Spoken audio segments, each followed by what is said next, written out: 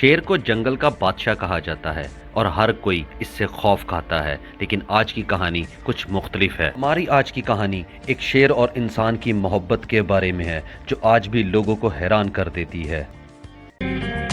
اس شیر کے بچے کی کہانی کا آغاز 1969 میں لندن سے ہوا تھا۔ آسٹریلیا سے تعلق رکھنے والے دو دوست جان ریڈال اور اینتھنی بروک جاب کے سلسلے میں لندن میں رہتے تھے اور ایک چھٹی والے دن ایک ڈپارٹمنٹل سٹور میں ایک لائن کب یعنی شیر کے بچے پر ان کی نظر پڑی۔ اس شیر کے بچے کو زو سے لندن میں شفٹ کر دیا گیا تھا کیونکہ اس کی ماں نے اس کو چھوڑ دیا تھا اور اس کی دیکھ بھال میں بہت زیادہ پریشانی آ رہی تھی۔ ان دونوں دوستوں کو یہ شیر کا بچہ پسند آ گیا اور ان دونوں نے اس کو خرید لیا اور اس کو اپنے ساتھ اپنے گھر لے آئے اور انہوں نے اس کا نام کرسچن رکھ دیا۔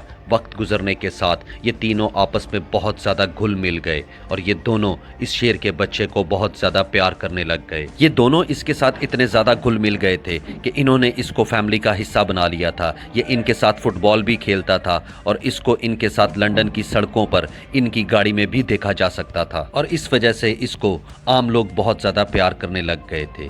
لیکن جب کرسچن 1 سال کا ہوا تو اس کو گھر میں رکھنا بہت زیادہ مشکل ہو گیا اور اسی وجہ سے ان دونوں نے فیصلہ کیا کہ اب اس کو گھر سے باہر رکھا جائے گا اور پھر یہ دونوں اس کو ایک فرنیچر کی ورک شاپ میں لے گئے جہاں پر کرسچن نے کافی عرصہ بہت اچھا وقت گزارا اور وہاں پر اس کو کئی لوگ روزانہ دیکھنے کے لیے آتے تھے۔ لیکن وقت گزرنے کے ساتھ ساتھ کرسچن بڑا ہوتا چلا گیا اور اس کی خوراک میں بھی بہت زیادہ اضافہ ہوتا جا رہا تھا اور عام لوگ بھی اس سے بہت زیادہ اب ڈرنے لگ گئے تھے۔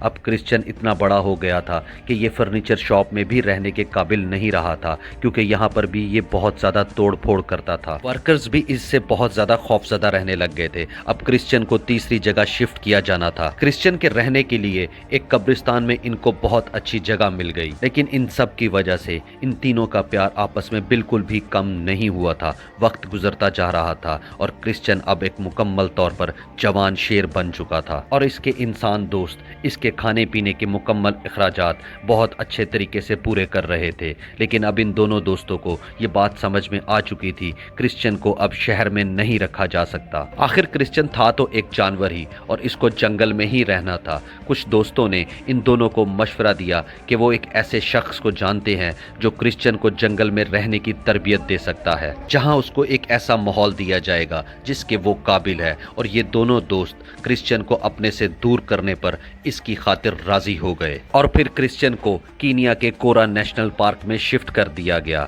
یہ دونوں دوست اس بات پر بہت زیادہ دکھی تھے لیکن وہ اپنے دوست کرسچن کے لیے اور اس کے فیوچر کی خاطر اس پر راضی ہوئے تھے اور پھر کرسچن کو جنگل میں ایک دوسرے شیر جس کا نام بوائے تھا اس کے ساتھ یہاں پر رکھا گیا۔ یہاں پر اس کو جنگل میں رہنے کی پوری تربیت دی جا رہی تھی۔ وقت گزرتا گیا اور 1 سال کا پتہ ہی نہیں چلا اور 1 سال بعد یہ دونوں دوست کرسچن سے ملنے کے لیے کورا نیشنل پارک پہنچ گئے اور یہاں پر جارج سے ان کی ملاقات ہوئی۔ یہ وہ شخص تھا جو اس پارک کے جانوروں کا کیئر ٹیکر تھا اور جارج نے ان دونوں دوستوں کو کرسچن سے ملنے پر منع کر دیا۔ اس نے کہا کہ اب کرسچن کوئی عام سا شیر نہیں ہے، اس لیے ان دونوں کو بہت زیادہ احتیاط کرنی ہوگی۔ لیکن یہ دونوں کرسچن سے ملنے پر باضد تھے، اسی لیے یہ ایک جگہ پر پہنچے اور وہاں پر انہوں نے کرسچن کو آواز دی، لیکن ان کی پہلی آواز پر کوئی نہیں آیا۔ انہوں نے پھر دوسری آواز کرسچن کو دی اور پھر ایک پہاڑ سے ایک بڑے شیر نے اپنا سر اٹھایا۔ آہستہ آہستہ وہ شیر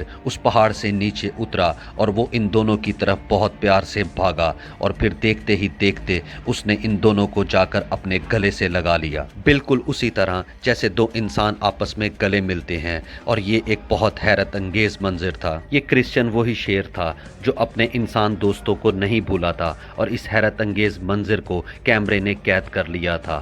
لیکن یہ ایک جنگل میں رہنے کے باوجود 1 سال بعد بھی اپنے ان انسان دوستوں کو نہیں بھولا تھا۔ تصویریں آج بھی لوگوں کو حیرت میں ڈال دیتی ہیں اور اس کے بعد دا کرسچن دا لائن کے نام سے ناول وغیرہ بھی شائع ہوئے تھے۔ 2 انسان اور ایک شیر کی دوستی کو آج بھی لوگ بہت زیادہ یاد کرتے ہیں۔